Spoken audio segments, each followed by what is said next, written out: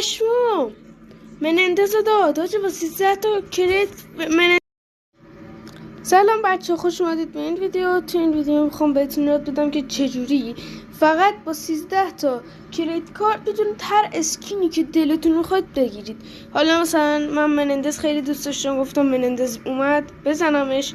16 تا کریدیت جمع کرده بودم، تونستم با اون 16 تا بزنمش. خب حالا میخوام به شما آموزش بدم. بچه نگید فقط این واسه منندز، واسه کل اون چیزایی که با کریدیت کارت میشه زد.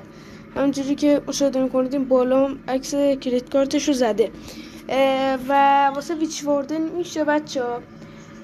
حالا من نمیدونم ویچ واردن کی میاد. کریدیت ها رو جمع کرده بودم برای ویچ واردن، دیدم منندز اومده، منندز زدم بهم داد.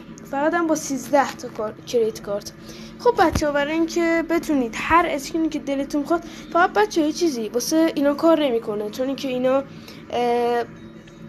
شاید هم کار بکنه، نمیدونم، فکر نکنم، ولی حالا شما امتحان کنید. شاید هم نشه. آره بچه میشه. بچه 700 وارد این قسمت میشید، باید اینا رو هی بالا پایین کنید، بزنید رو گردونا، اینجوری بچرخونیدشون، اینجوریشون کنید. آره بهتون میده، واسه همه گردونا کار میکنه. خب بچه حالا بریم سراغ آموزش اصلی. خب حالا من چجوری اینو گرفتم؟ من اول زدم روی 3 نقطه بالا، وارد اینجا شدم، این کاراکتر رو کلی نگاه کردم، گذاشتم یه تقریبا 5-6 ثانیه خودش باشه ببینمش. بعد اینجوریش کردم، بعد زدم روی این چشمه، اینجوری چند ثانیه باید نگاش کنید. بعد از تو این اومدم بیرون. شما باید همین کارو کنید.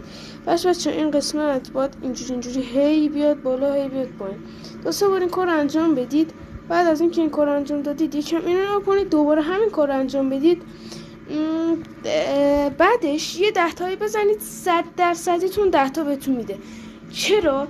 مثلا من نمیگم اینو شانسی گرفتم، من واسه یکی از دوستام منندز رو گرفتم، واسه یکی دیگه از دوستام ویونا هریس رو اینجوری گرفتم، برای خود من ویونا هریس رو اینجوری گرفتم. و بچه حالا من اگه حالا کلیتام زیاد شدن اینا رو میزنم بهتون نشون میدم.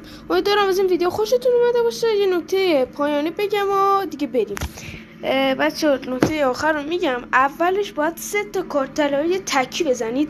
بعدش حالا اینجوری که گفتم اینو باید اینجوری کنی، کاراکترشو باید نگاه کنی، بعد 10 تایی بزنید. و این واسه همه گردونا که با کریدیت کارت جواب میده. و خدا نگهدار. خیلی دوستتون دارم.